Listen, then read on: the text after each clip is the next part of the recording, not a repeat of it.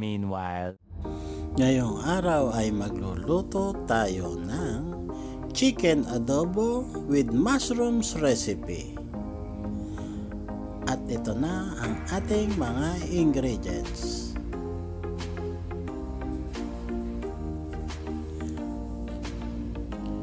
Sibuyas, bawang, luya, button mushroom. Kinahit ko pala yan ng maliliit. At kalahating kilong manok.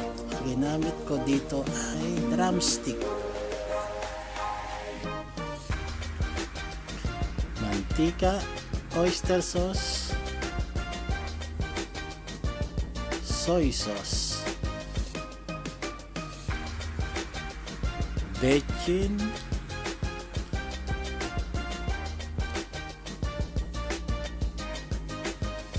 black pepper, lemon, salt, and 2 pieces of potato.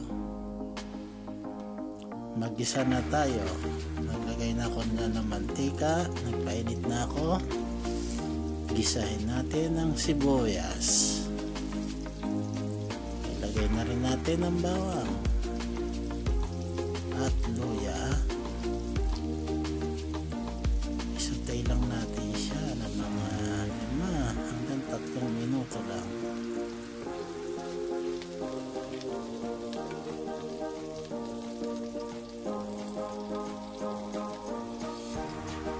Pagkalipas ng 5 minuto, ilagay na natin ang button mushroom.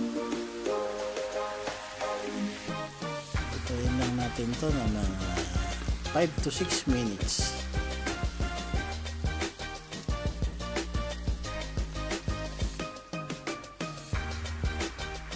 Tapos ng 6 minutes, ilagay na natin ang manok. Sutay lang natin to, haluin natin para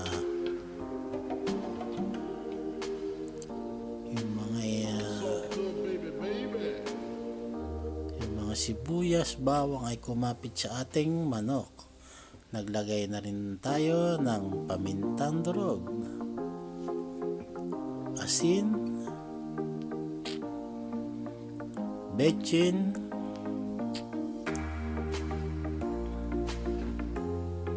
haluin lang natin.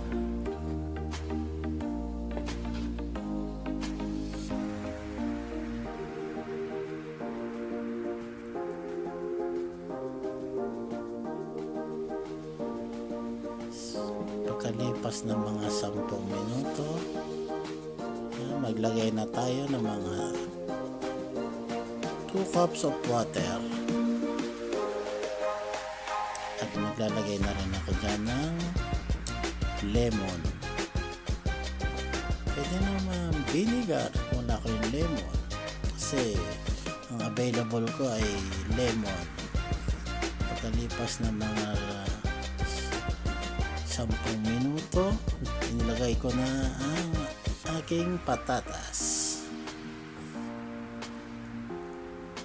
Ayan lang natin siyang maluto. Patatas, at naglagay na rin ako ng oyster sauce.